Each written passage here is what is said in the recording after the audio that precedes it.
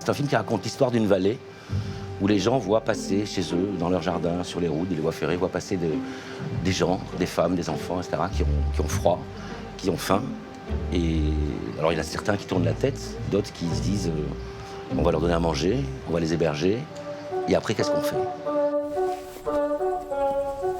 J'ai une quinzaine de personnes qui sont chez moi et que je cache. Comme Cédric, c'est une personne qui n'a pas cessé depuis 2 ans, 3 ans de s'occuper, d'essayer de gérer cette situation, je me suis dit que c'est le personnage qu'il faut pour raconter cette histoire. Cette gamine, elle est légitime de rester en France, hein, la maman aussi. Hein. Si on leur laisse le droit de faire une demande d'asile. S'ils n'ont pas de pièce d'identité, ils vont devoir me suivre. Non, on ne suit pas. Eh bien, ils vont me suivre quand même. On a réagi parce qu'on nous a imposé une problématique. Donc on n'a rien demandé. À Paris, on a dit, des gens ont dit, tiens, on va fermer la Roya, on va couper ce territoire en deux.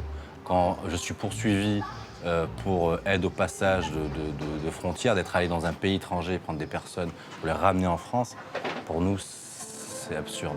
Et en fait, on aurait aimé parler avec le préfet des Alpes-Maritimes pour lui expliquer la situation dans la Roya. Moi, quand on me demande de me taire quand il y a une problématique, j'ai envie de la crier, la problématique. Et là, c'est ce qu'on fait, en fait. On n'est pas des militants pro-migrants, quoi. C'est pas ça. On entend dire, oui, mais la France ne peut pas accueillir toute la misère du monde. Il y a des solutions, il y en a. On insiste vraiment sur le fait que c'est un film politique et non pas un film militant. Parce que l'action de Cédric et l'action de tous ceux qui sont dans la Roya et qui réagissent est une action politique. On a des gamines qui meurent, quoi. Personne ne se pose la question, quoi. Vous pensez que si les gamins étaient blonds aux yeux bleus, on agirait de la même manière? C'est grave de dire ça, hein, de parler de racisme d'État. Mais c'est la réalité.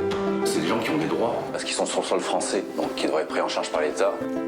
Moi, j'ai filmé pendant 3 ans l'ordinaire de cette situation. Et l'ordinaire de cette situation produit des situations extraordinaires. Tous ces gens nous amènent une énergie insoupçonnée. Demande d'asile en France.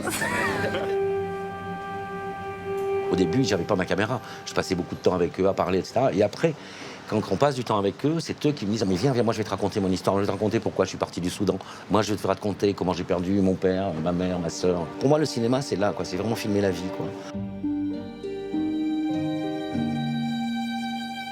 Je remercie beaucoup Frémaux et Lescure, quoi, tous les deux, d'avoir choisi ce film, parce que c'est un film qui dérange.